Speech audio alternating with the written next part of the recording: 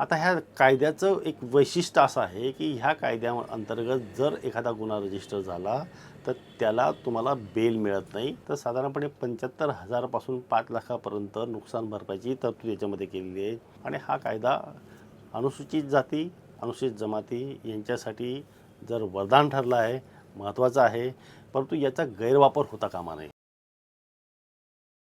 अस्पृश्यता, भेदाभेद, जातीवाद हे रोखण्यासाठी भारतीय संविधानामधल्या आर्टिकल 17 मध्ये या देशातल्या कुठल्याही व्यक्तीला रंग, वर्ण, जात, धर्म या आधाराने भेदाभेद करता येत नाही.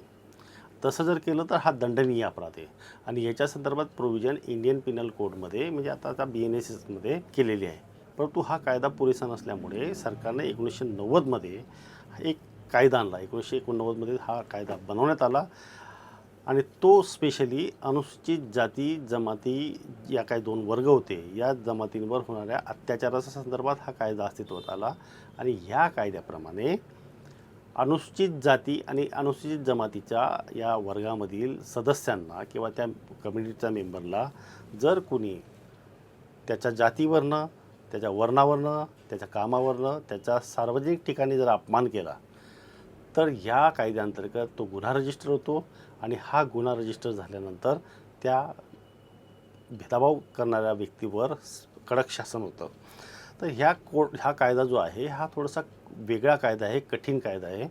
आणि याच्यामध्ये अनुसूचित जाती किंवा जमातीच्या एखाद्या व्यक्तीला जर समाजातल्या कुठल्याही व्यक्तीने त्याच्या जातीच्या आधाराने जर त्याला अपमान केला, त्याला मारहाण केली, त्याची प्रॉपर्टी नष्ट केली किंवा त्याला विष्ठाखान्याचं भाग पाडलं किंवा त्याला सामाजिक बहिष्कार टाकला किंवा त्याचा व्यापार करण्यापासून प्रतिबंध केला, नोकरी न करू देण्याचं किंवा मतदानापासून रोखलं किंवा त्याला तो अमुक विशिष्ट जातीचा आहे म्हणून मारहाण केली किंवा त्याची जमीन किंवा मालमत्ता ही कोणीतरी हडप केली किंवा त्याच्या जे काही त्याला बॉन्डेड लेबर म्हणून जर कोणी त्याला कामाला ठेवलं किंवा त्याला डांबून ठेवलं किंवा सार्वजनिक ठिकाणी त्याला जाण्यापासून रोखणं किंवा मतदान करणं किंवा एका विशिष्ट पक्षाला मतदान करा अशा पद्धतीनं त्याच्यावर दबाव आणणं, तर हे सगळं ह्या कायद्याच्या अंतर्गत येतं.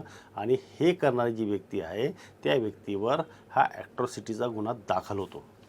आता ह्या कायद्याचं एक वैशिष्ट्य असं आहे की ह्या कायद्याअंतर्गत जर एखादा गुन्हा रजिस्टर झाला